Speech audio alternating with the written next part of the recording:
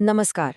हाल ही में दिसंबर 2025 में United Nations framework convention on climate change, जिसे हम सब यूएनएफसीसी के नाम से जानते हैं, उसकी 30वीं कॉन्फ्रेंस ऑफ द पार्टीज यानी COP30 ब्राजील के बेलेम शहर में संपन्न हुई।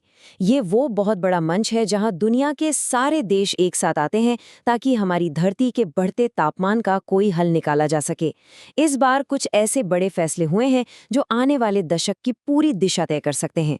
तो सवाल ये उठता है कि इन फैसलों में आखिर है क्या? क्या ये सच में एक नई उम्मीद है या बस पुराने वादों का एक नया पैकेट? आइए इसे समझते हैं। एक पल के लिए सोचिए, हमारा ग्रह, हमारी धरती एक SOS भेज रहा है, एक डिस्ट्रेस कॉल, जिसका मतलब है हमारी जान बचाओ। बढ़ते तापमान, पिघलते ग्लेशियर और अचानक आने वाले खतरनाक मौसम, ये सब उसी SOS का हिस्सा हैं। तो जब दुनिया के बड़े बड़े नेता COP30 में मिले तो सवाल सिर्फ एक ही था, क्या कोई सुन रहा है? और अगर हाँ, तो दुनिया का जवाब क्या है? आज की इस बातचीत में हम इन 5 जरूरी पहलुओं को समझेंगे।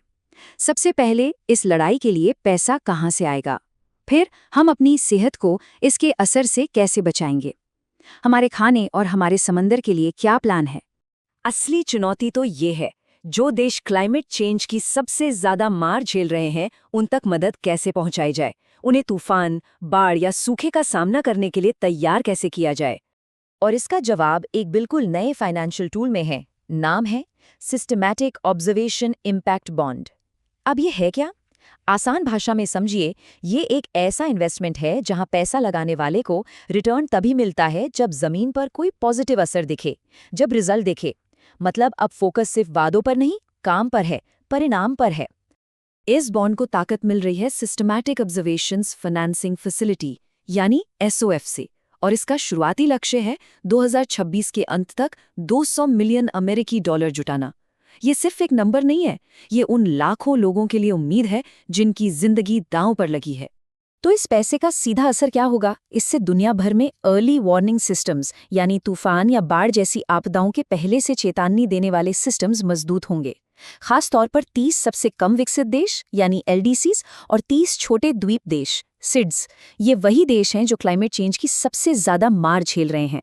उन्हें मदद मिलेगी। लक्ष्य है कि ये देश ग्लोबल बेसिक ऑब्जर्विंग नेटवर्क यानी GBON के मानकों को पूरा कर सकें, ताकि मौसम का सटीक अनुमान लगाकर हजारों जानें बचाई जा सकें।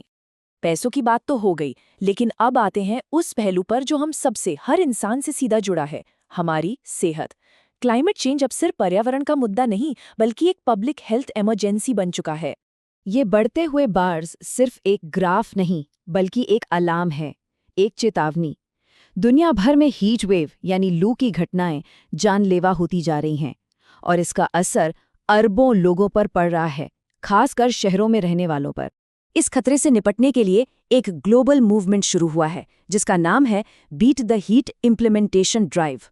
COP30 के अध्यक्षता और यूनाइटेड नेशंस एनवायरनमेंट प्रोग्राम यानी UNEP के नेतृत्व वाले कूल कोलिशन ने मिलकर 3.5 अरब लोगों को गर्मी के खतरों से बचाने का बीड़ा उठाया है। इसके लिए शहरों में हीट एक्शन प्लान बनाए जा रहे हैं और हरियाली बढ़ाने जैसे प्रकृति आधारित समाधानों पर जोर दिया जा रहा है। और ये कोई छोटी पहल नहीं, 72 देश पहले ही ग्लोबल कूलिंग प्लेज पर दस्तखत कर चुके हैं। और इस लड़ाई में एक नया खिलाड़ी भी मैदान में उतर आया है, climate and health funders coalition यानी CHFC। इस गठबंधन ने शुरुआत में ही $300 मिलियन की रकम देने का वादा किया है, ताकि अत्यधिक गर्मी, वायु प्रदूषण और जलवायु से जुड़ी बीमारियों पर रिसर्च और एक्शन को रफ्तार दी जा सके। हमारी जमीन जो हमें भोजन देती है और हमारे महासागर जो इस पृथ्वी के फेफड़े हैं, ये आंकड़ा चौंकाने वाला है। दुनिया में जितना खाना बर्बाद होता है, अगर सिर्फ उसे रोक दिया जाए तो मीथेन उत्सर्जन में 7% तक की कमी आ सकती है। और आपको बता दें कि मीथेन कार्बन डाइऑक्साइड से 80 गुना ज्यादा शक्तिशाली ग्रीन हाउस गैस है। फूड वेस्ट ब्रेक थ्रू पहल का लक्ष्य 2030 तक खाने की बर्बादी को आधा करना है। ये तो एक तीर से 2 निशाने लगाने जैसा है। भुखमरी भी कम होगी और ग्लोबल वार्मिंग भी। मीथेन पर हमला यही नहीं रुकता। एक और पहल है नो ऑर्गेनिक वेस्ट यानी नाउ, जिसका लक्ष्य है शहरों के जैविक कचरे जैसे सब्जियों के छिलकों से निकलने वाले मीथेन को 2030 तक 30% कम करना। ग्लोबल मीथेन हब इस पहल का समर्थन कर रहा है, जो दिखाता है कि अब हर छोटे बड़े सोर्स पर भी ध्यान दिया जा रहा है। लेकिन स्थानीय ज्ञान और राष्ट्रीय योजनाओं को जोड़ेगा कौन? इसके लिए plan to accelerate the solution या पास लॉन्च किया गया है। इसका लक्ष्य है कि 2030 तक 120 देशों के नेशनली डिटर्मिन्ड कॉन्ट्रीब्यूशंस यानी एनडीसीज में स्थानीय एक्शन प्लान को शामिल किया जाए। एनडीसीज पेरिस समझौते का दिल है, जिनमें हर देश बताता है कि वो उत्सर्जन कम करने के लिए क्या करेगा। इस पहल से अब वो योजनाएं सिर्फ कागज पर नहीं बल्कि जमीन पर उतरेंगी। तो इन सभी घोषणाओं, योजनाओं और फंड्स को मिलाकर देखें तो आखिर तस्वीर क्या बनती है? क्या हम वाकई एक नए दौर में कदम रख रहे हैं? COP 30 में एक बड़ा बदलाव साफ दिख रहा है। अब बात सिर्फ बड़े बड़े लक्ष्यों या महत्वाकांक्षाओं की नहीं हो रही है, रणनीति बदल रही है। तो अंतिम सवाल यही है, हमारे पास अब बेहतर वित्तीय मॉडल हैं, मजबूत वैश्विक साझेदारियां हैं और जमीनी स्तर तक कार्रवाई को पहुंचाने की योजनाएं हैं। लेकिन क्या ये सब काफी होगा?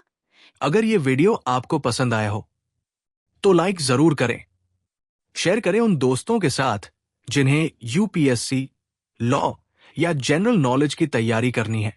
और हाँ, सब्सक्राइब करें। आप अपने सुझाव या सवाल नीचे कमेंट में लिख सकते हैं। यूपीएससी एंड कॉम्पिटिटिव एग्जाम की गाइडेंस या मेंटरशिप के लिए संपर्क करें। Our contact information is given in description. धन्यवाद। मैं हूं कृणाल ठाकुर। मिलते हैं अगले भाग में। जय हिंद।